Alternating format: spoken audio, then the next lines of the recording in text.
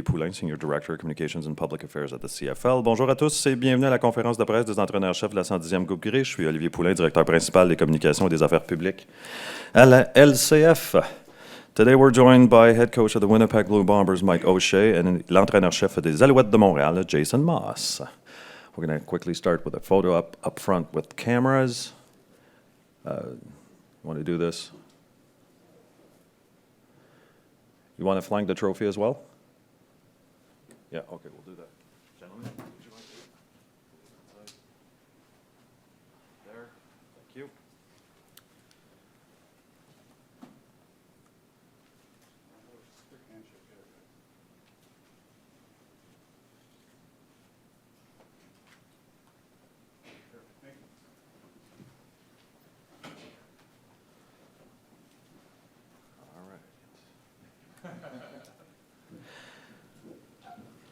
There won't be any opening remarks from our coaches this morning, so we're going to go straight to questions. I will be scanning the room, so please notify me if you have a question. So I add you to the list. Wait to have a microphone in your hand. Identify yourself and the media you are representing. And also specify who should be answering your question, one or both of the coaches. Il n'y aura pas de discours, on va passer directement aux questions. Si vous en avez une, s'il vous plaît, me faire un signe de main que je puisse vous ajouter à la liste. Veuillez attendre d'avoir un micro dans vos mains pour poser la question, sans oublier de mentionner à qui s'adresse la question. Mic's on? We're good? All right. Who wants to go first? Arash Madani.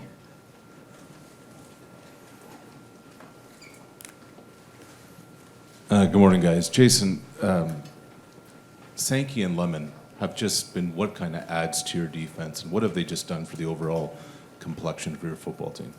They've added to it more than anything. Leadership, experience. They're both high caliber players. They fit in right away to what we did. They both arrived and played the first couple days after arrival. And they did that by working hard, fitting in, students of the game.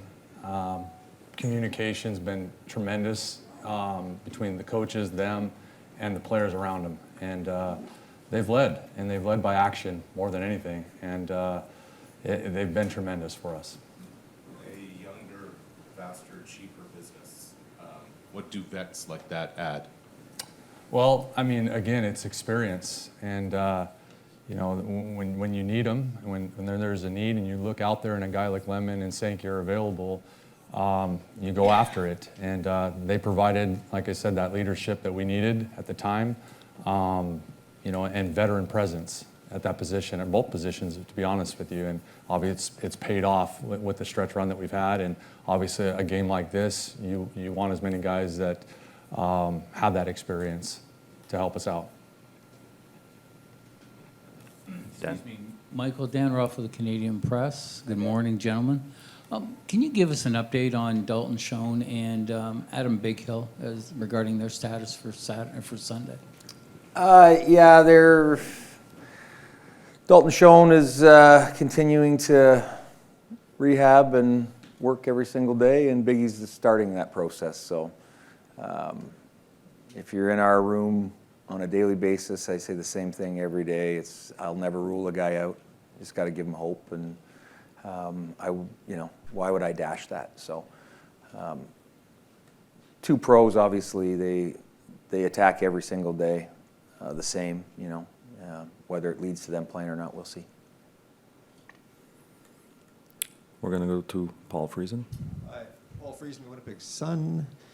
Could you each share a story or two about working together, your first impressions maybe of each other, and maybe when you first thought that guy might be a head coach in the Grey Cup one day?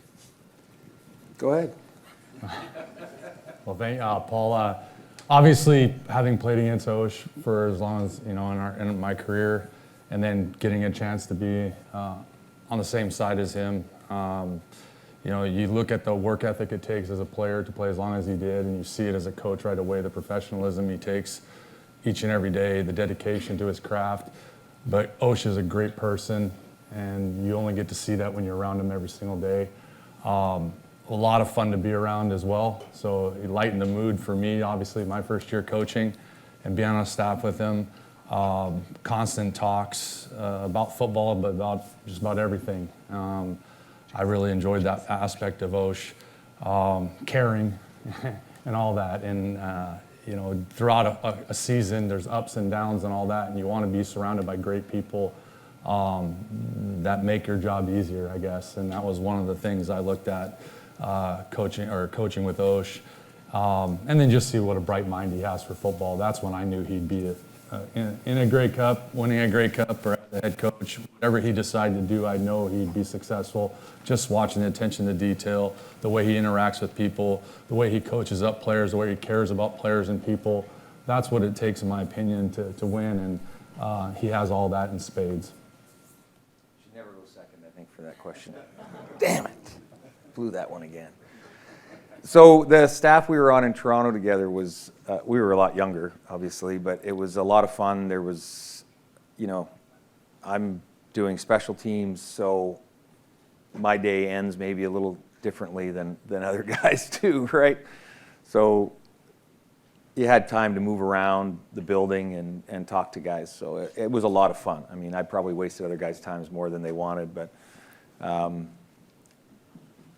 you know, playing against Jay, obviously, you know how competitive he is, but then when you're in the same building and you decide to work out with him, you get schooled every single day in every single exercise we would ever do. And so you see how competitive, how fiery he was. And then after that, I was going home, but he was still going back to work and stay until all hours. It's interesting when we'd get a new guy in the building and Scott would say, I need this guy ready.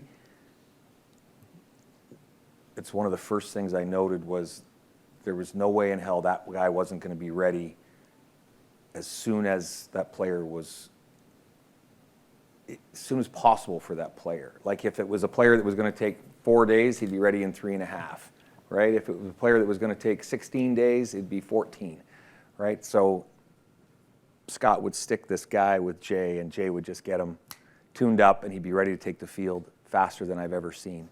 Which I thought it was one of the first things I noticed, and I thought that was pretty important to our team. As head coaches, your personalities or demeanors are so different on the sidelines. Do you ever look at the other guy and say, how and why does that work, and how can it work when it's so different? I don't think we're that different.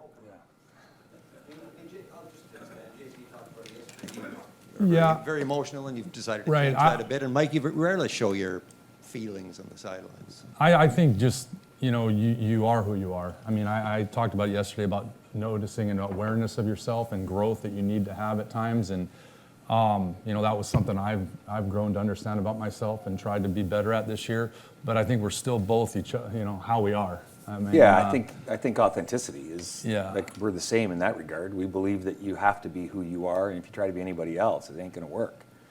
Yeah, and you can improve yourself, but it has to come from within. If someone forces something on you and says you need to change, I don't think it ever works that way.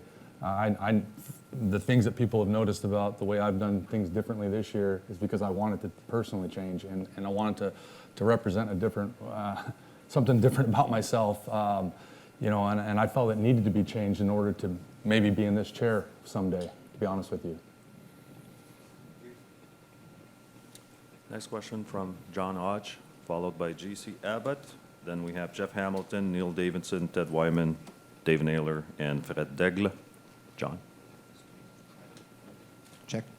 John Hodge, 3 Down Nation. Question for Osh. With the operations cap, it's become common for head coaches to take on additional duties. Your club is in a bit of a unique situation. You're 4th straight Grey Cup, but you don't have a GM under contract for next year. Is there any chance that you could be in the running to be the team's GM next year? No, I don't. I wouldn't say so. And I think we're taking away from a great opportunity here for both teams talking about stuff like that, the business side, right? We're here to talk about football. I anticipate Kyle to be the club's GM next year. Thank you.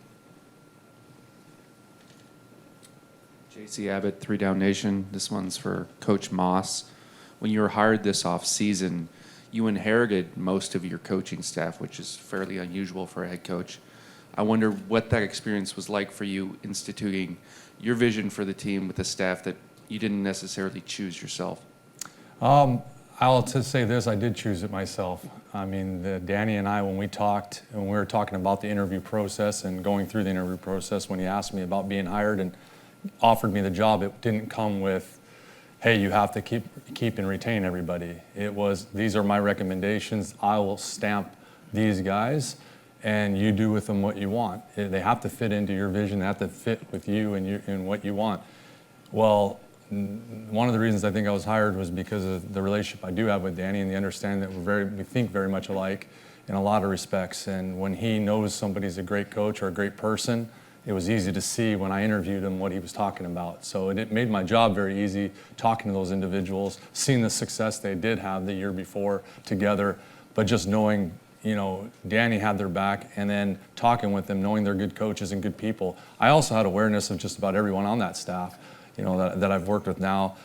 In some shape or form, I knew quite a few of them, and so it wasn't a stretch that I would retain those. And then the ones we did hire, it was important to me to try to find guys that could vouch for them or had been part of Montreal's culture before, because that was something that was important in building what we have now.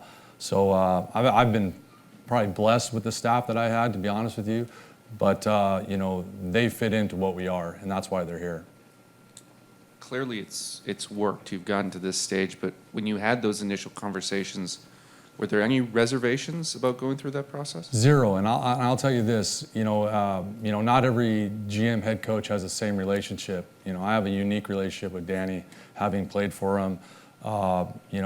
Never coached alongside him, but known him for 21 years. I know what the man is and what he's about and what he cares about and how he cares about people. And if he cares about someone, that kind of good enough for me. I just wanted to make sure they'd fit in with, like you said, my vision and what the vision was for the club. And, you meet our coaching staff, and it's hard not to like them. I love the guys, and it was noticeable right away, and in talking with them. And I always say, when you interview people, it's hard to get a gauge on someone, in a 1 hour, 2 hour interview, or even in a couple day interviews if you're talking about coordinators. But when they've worked for an entire year with someone you really love and care about and respect their opinion, and they vouch for them, that speeds up the process. That's all I'll say. And I've been, like I said, very blessed to have the staff I have and thankful for all of them. Jeff? Hey guys, this is for Jeff Hamilton, Winnipeg Free Press. Question for both of you guys. I'm wondering about coaching philosophy. It seems like you guys both are very similar in that you eat and breathe the game. You have a relationship with your players who, where they're willing to, that cliche, run through a wall for you. And so I'm wondering if you guys could each share what your pillars are, your philosophy in coaching, and what breeds success as a head coach.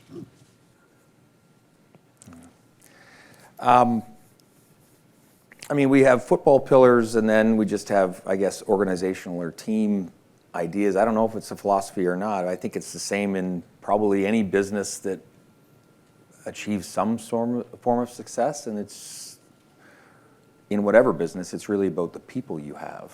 And if you are putting them first, I think,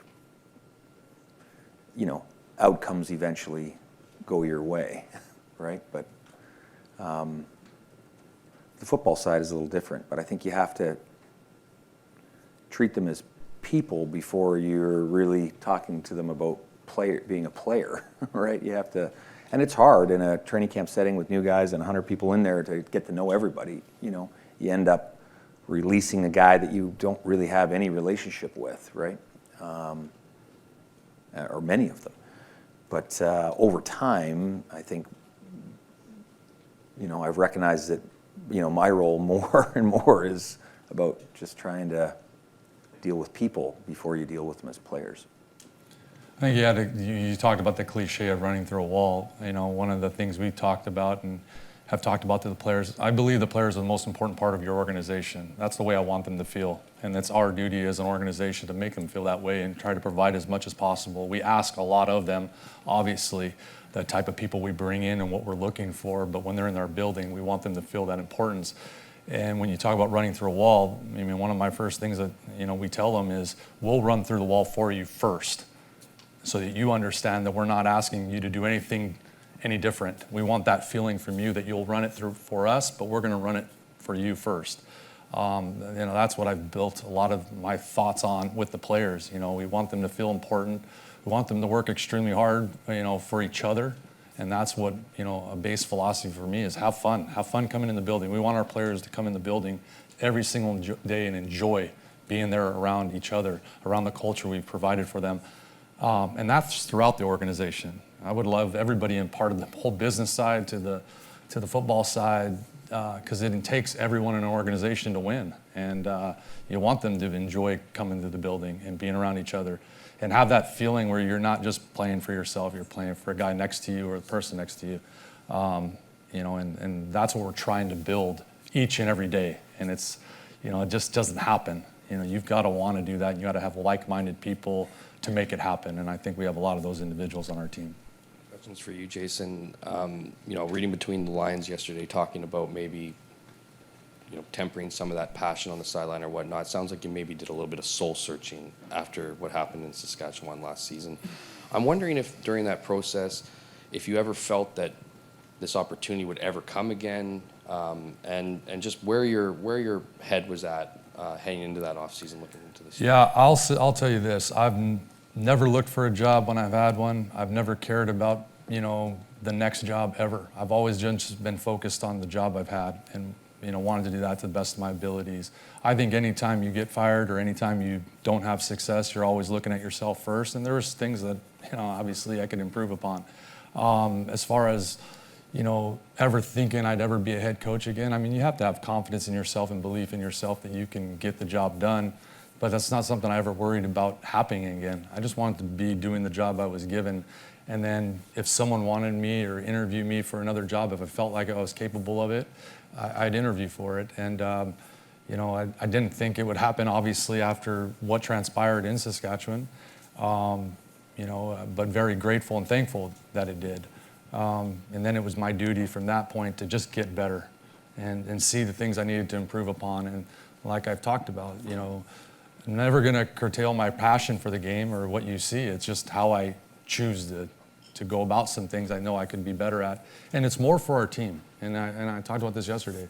If you want a disciplined football team like Osh has, you don't do what he's done with this team and for over a long period of time without having a lot of discipline and being able to control things. And I felt like if that was a big ask of our players, that we wanted that, and it needed to start with me and how I react and do things. And that was just simple. It was just, a thing that I needed to have some awareness and work on, and I did. And, like I said, I'm just thankful to be here and have another opportunity. We've got 8 questions lined up. We might be able to take 1 or 2 extra. We'll go to Neil Davidson. Neil. Thank you. Neil Davidson from the Canadian Press. This question is for both of you. And following up on Paul's earlier question, you were colleagues on Scott Milanovich's coaching staff, a staff that produced a lot of head coaches. I wonder at the time, did you have any inkling of what lay ahead for those coaches? Just to hit on what Jay said, I don't know that we were in a position to think that far ahead, right?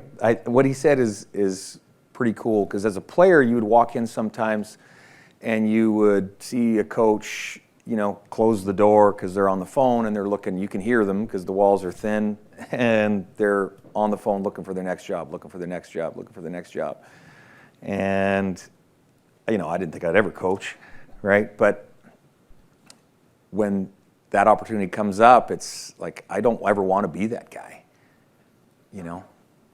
Like, I don't want to be looking for the next job. So with that staff, I think we had a lot of fun. We had super smart guys that I was always learning from. But I don't know that I ever had that foresight to say, oh, this guy, and this guy. I would echo the same sentiment as Osh. You could see the talent on the staff. But I think we're all focused on one thing at a time, and that's what made that staff special, and that's what made that team special, in my opinion. Again, you have awareness of people and what their gifts are, and it's not far to stretch that imagination to think that people could go on to bigger things at some point. But to say when that time frame would come, I mean, I think we were all focused on doing our jobs, and that's just been my mentality. And anywhere I've gone is, you have one job to do, and don't ever think about anything else other than that job. Otherwise, you're doing a disservice to yourself, the guy next to you, and the organization. Ted? Morning, gentlemen. Mike, this question's for you. I think back to 2021, and Kenny Lawler made this incredible catch in the West Final. That's pretty memorable, and then he does another one in this West Final this year. Would you describe him as a big game player? Yeah, absolutely. I don't think sometimes he gets in position where other guys might have to make an amazing catch, and he's always put himself in a good position, right? But it's those ones that not many other people are going to make that are quite memorable, and he has a bunch of those. I mean, there was one when he wasn't playing for us at the back of the end zone at Edmonton.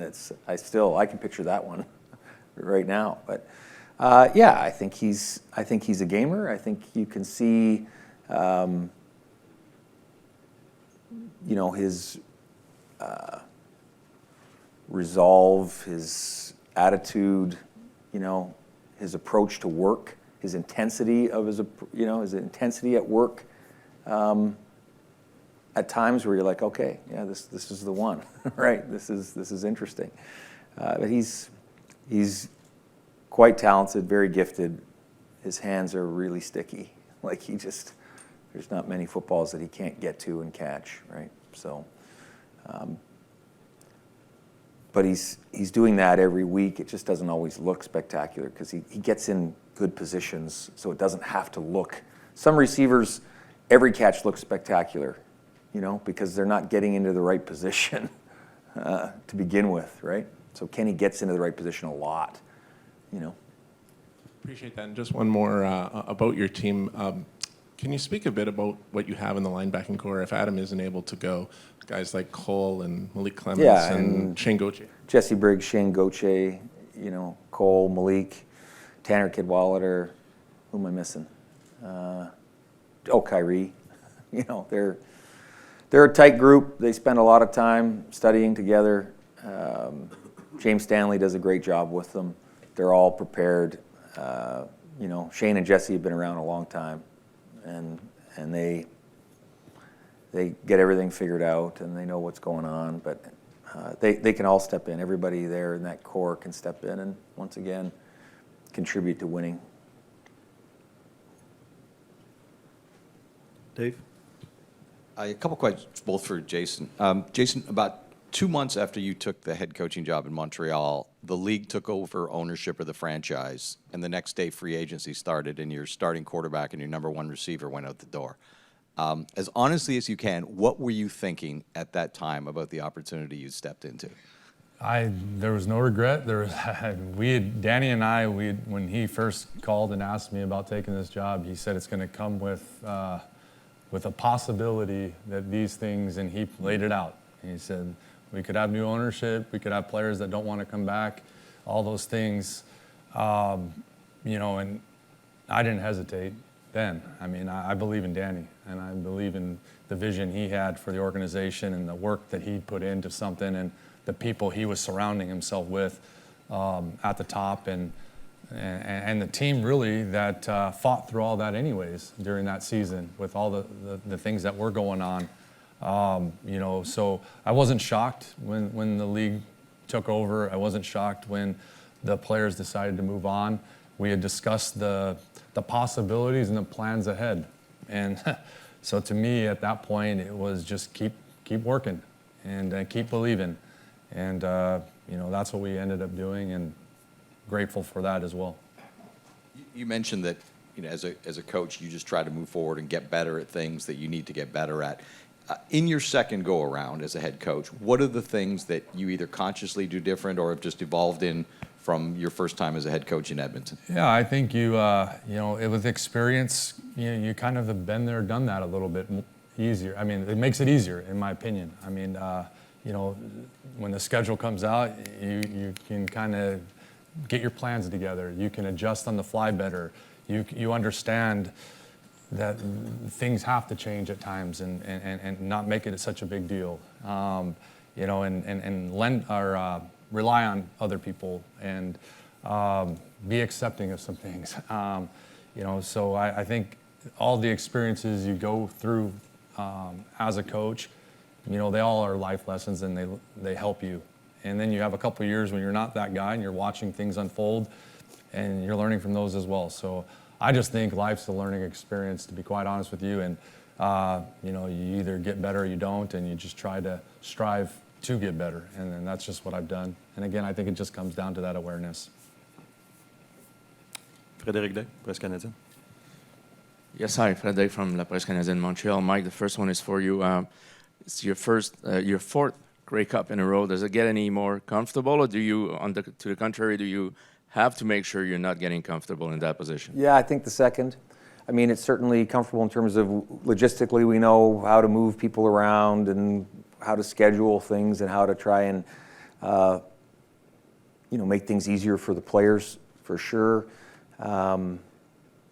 But yeah, you try to treat it like it's your first one. I know it seems hard, like it could sound like that's not possible, but you know, every year you have a new team, right? We do have a great core of vets that are returning, but we've got young guys that this is, you know, their first experience. And as a coach, or even as veteran players, you just take 30 seconds to look at these young guys, and it can bring you right back to that. Oh, this is the first one. This is the first one for this group, right?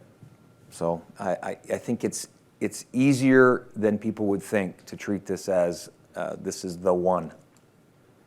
And Jason, for you, how do you make sure that you have a lot of young players on this team, and some of your coaches never been to a championship game maybe? How do you make sure people don't get caught up in the moment and go to the task at hand? Well, I mean, again, we talked about it at the beginning of the week with our players that, you know, try to stay in your routine the best you can, but this is different, and we want you to enjoy it and be excited for it.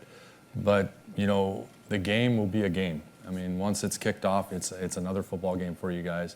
The work week will be like no other, you know, and we want to embrace that first time. Like Osh said, your first time together. And this is the first time we're all together in a Grey Cup. No matter how many guys have been to or haven't, that is a great mindset to have.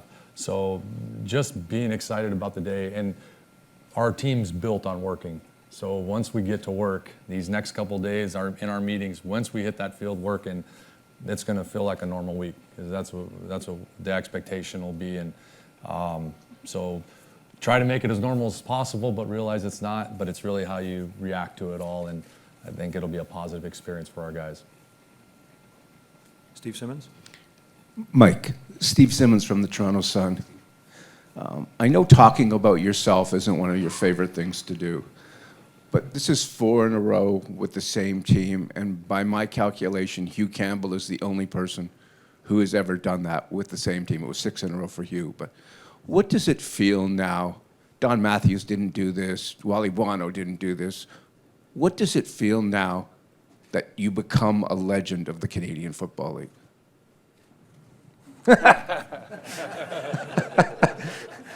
That just sounds goofy. No, yeah, I could never think that way. You know, I hold those coaches in very high regard. I've had interactions with all of them, and I would never think of myself in the same light or conversation with those guys, ever. So I certainly don't look at it as 4 in a row. I never have. You know, honestly, when you're in the grind of the season, it is until you win that West final and somebody says that to you that you even realize, right? It's just not part of it. It's really, it has to be the first one, right? Because you say with the same team, but it really isn't, you know? We have a lot of the same guys, but even, once again, the vets understand this isn't the same team.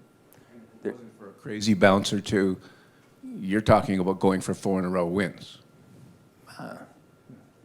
Yeah. What ifs, you know? What was Sudsy's line?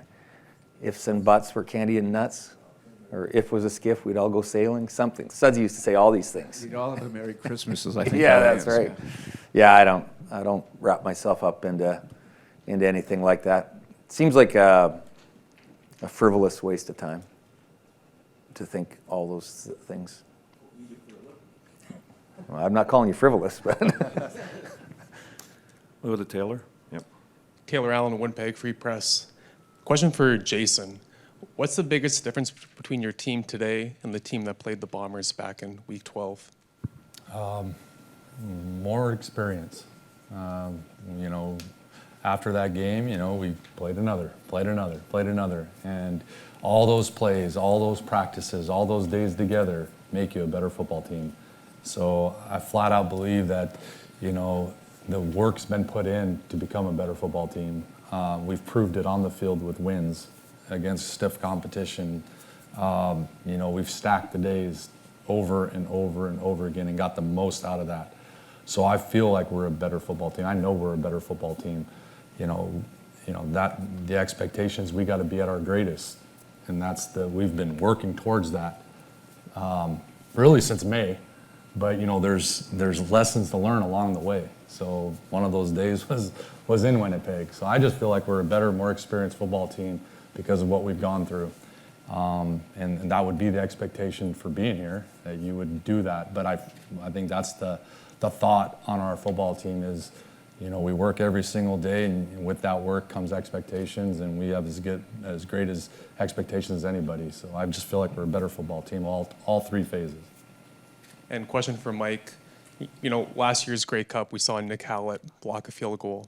Last weekend, we see him block a punt that made a big difference in the game, obviously. Can you just take us through the art of blocking a kick and just how Nick's been able to do that not once but twice on the big stage for you guys? yeah, I think like technically all that stuff is stuff you can practice. Some guys have a knack for it. Marcus Sales was a guy that, you know, had a big knack for it. We've always had a guy that can do it. So, but the biggest thing is, you know, in a heartbeat, recognizing that opportunity that you're home, that you're there, you're getting to that spot, right? And he has that.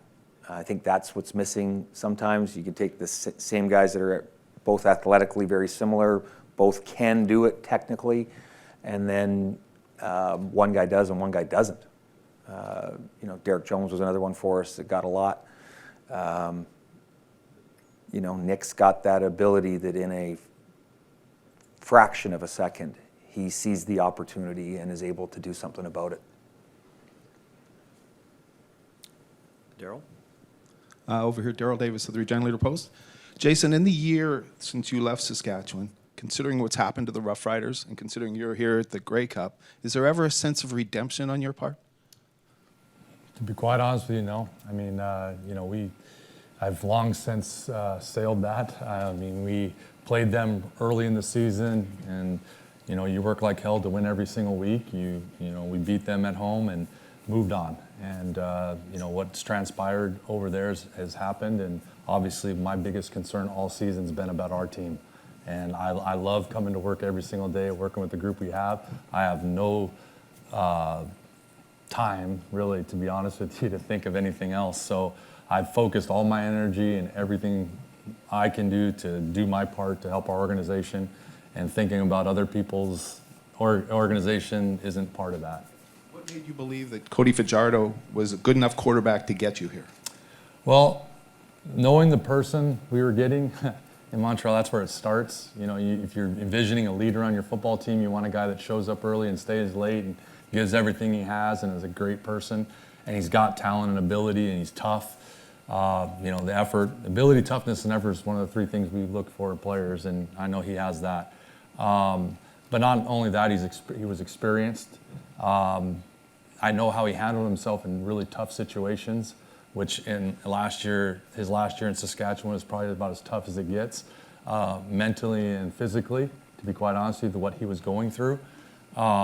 So I saw all that and still believed watching him play, you know, that we could be successful with him.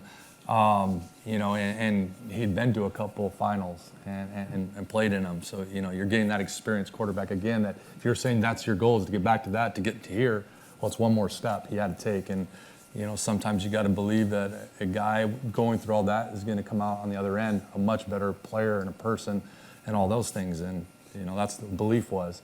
But obviously, talking with Danny and talking with AC, I wanted to make sure their opinion was heard as well. And they both believed the same things I saw. And so we were very thrilled to have him sign with us. Yep. We'll go to Ben. We might be able to take Jeff and then Justin. Ben, go ahead. Benoît Rioux, le Journal de Montréal. There's a cup here that you won together in 2012 with Toronto. There's a particular moment that you share with the cup, or a funny story that you share together with the cup? You drink in the cup together? I'm sure we did. Yeah, no doubt. I don't know if that'd be funny to anybody. Oh. But, yeah, there you go. I won't lean back any further over that. He's taking his shirt off next. I think because you drink out of the cup, you might not remember all the stories. But, that's right. No. I think it's a culmination of the season, right? You spend a lot of time together, an inordinate amount of time together, right, as a coaching staff. And there is one picture of the group together that I really enjoy. When you see it, when it comes up again, it's like, oh yeah, it's on the field, but the actual with the cup, I don't know. I don't think there's one probably. I can't think of one either. I know when you win one, it's forever, and those memories are forever. And it's something no one can ever take away from you. And so those memories are instilled in my brain. And again, you always want to do it with a certain group of guys. That's your vision always, and we couldn't have had a better group, in my opinion. And obviously a lifelong friend in Osh, and you talk about legends and all that. I know he's not, he won't say it, but he is a legend in our sport, and I'm not afraid to say it. He's tremendous. So, and I'm thankful to know him. All right, we've got 1 minute left, Jeff, so I'm going to allow it this one. Go ahead. Guys, Grey Cup week's often a good opportunity to reflect on the league, where it's been, where it's going. We ask so many different people, how to make the league better, what could be changed, all these things, but we don't really ask the people who are in it every single day. And as two hardcore CFL, fans and wanting to see the game grow, if you could make a change, or what would your advice be on growing this game? What do you think needs to happen? 1 minute. If we don't answer, time will expire. Yeah. I'll say this. I know it's hard with 9 teams to schedule the season, to make it perfect for everybody. I know one of the challenges as a coach and with our players is the schedule, is playing on short weeks quite often throughout a season and doing things. And, I think when you talk about product on the field and all those things, when you want to see the best out there, I think it's a challenging thing, but it's also a unique thing to our league. We have 9 teams. We play across the country. We have a great broadcasting partner, all that stuff. But I know there's challenges with that, and I know it's difficult. And I don't know what the answer truly is, but I know that's one of the challenges we face as coaches. Personally, I feel it. But I think our game's great. I think it's a phenomenal game. I don't know that I would change anything about our game, to be quite honest with you. And even with the challenges I just said, we love it. You embrace it, because it is different. And sometimes a challenge makes you a better team and a better person and all those things. But our league is phenomenal. I'm thankful for the longevity of it and what it's provided and what it provides everybody in this room and as fans. Yeah, every top company in the world has challenges, right? I think we should celebrate and keep focused on how great a game this is, how uniquely Canadian it is, and how accessible it is compared to other pro sports, right? So, that's who we are, and grinding is part of our business, and we should celebrate that. You got a league full of guys that grind because they love it, and I think that's a good way to start a business. I'm sure there's always things you can fix, but it's the same everywhere. Thank you, gentlemen. Thank you, everyone, for attending. Note to media, we have a media workroom further down the hallway there, and apparently there's food. Breakfast burritos for everybody. So there you go. Thanks, everyone. We'll see you a little bit later.